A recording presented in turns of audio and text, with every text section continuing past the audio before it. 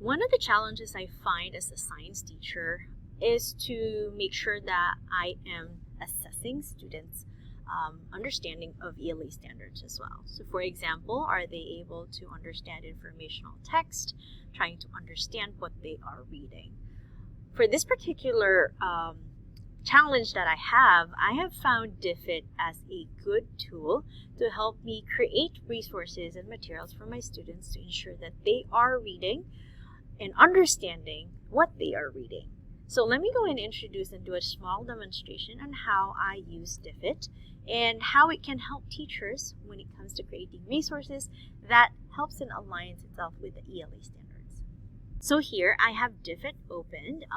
It is free to teachers, but of course you have more access to different resources or more resources if you do pay or have a premium account. So for this example, I'm going to use my own account, and so that way I can show all of the capabilities and the resources that you can create for your students.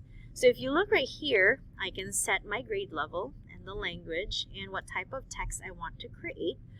So informational text or fictional text, depending on what you would like to give to your students. And you can get it from a book. So this is interesting because they have a new feature where you can actually find the book and find the chapter, and Diffit will create resources for that particular chapter you're telling your students to read. You can get an article or a YouTube link online, your own text or PDF, your own vocabulary list. But what I enjoy a lot is the literally anything. So literally anything is you type something in here and then create resource and even reading materials for your students to be able to read. So for example, I am a science teacher, so I'm going to go and search up heat transfer. Okay. So I am teaching 8th grade, so I'm going to adjust that to 8th grade. And I'm going to generate resources. Here we go. So this is what Diffit created for me. So I told Diffit, hey, can you create something about heat transfer? As you can see here, it's now giving a reading passage for students to read so that they are able to understand what the heat transfer modes are. So conduction, convection, and radiation. It does have a summary. You even have vocabulary lists. If you want to add, you do have an option right here. So if you want to pull from your own text or just add them separately, you can do so. If you want to assess students, you can do multiple choice questions, and you can ask Diffit to add more questions. Same thing with short answers and open-ended prompts. So the cool thing about multiple choice questions and short answers is that it actually gives you the answers. So it's cool because Diffit was able to create a reading passage for my students of the right reading level. But I'm going to go and delve more into what we call get student activities.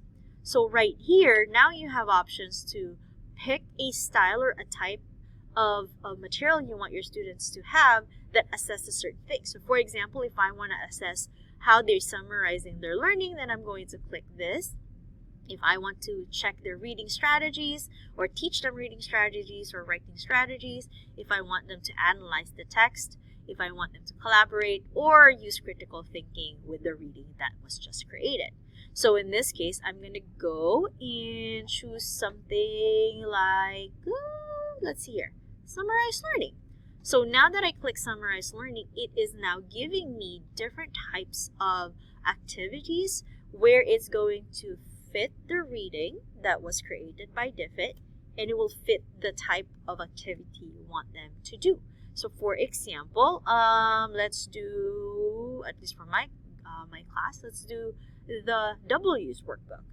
So right here is now going to create a who, when, where, what, why activity for students based on the reading that I give them. I can export this as a PDF, a PowerPoint, or a Google Sheets, but as you can see, it is now creating an activity for students. And as you can see, this is the reading that was given to me in the beginning. But now it has activities that connect to that reading. So for example, here you can ask your students to answer those questions. You can edit them, of course, if you want to. But it's so cool because it's creating a specific type of activity for my students based on the reading that was created. So for me personally, I find this very helpful because I am able to make sure that my students are still reading and analyzing the text as is expected with the ELA standards. What's cool also is we have this collaboration link where you can even have discussion workbook if you want your students to be discussing with each other as they're reading the passage that you have created for them. So this is just a brief rundown of what Diffit is.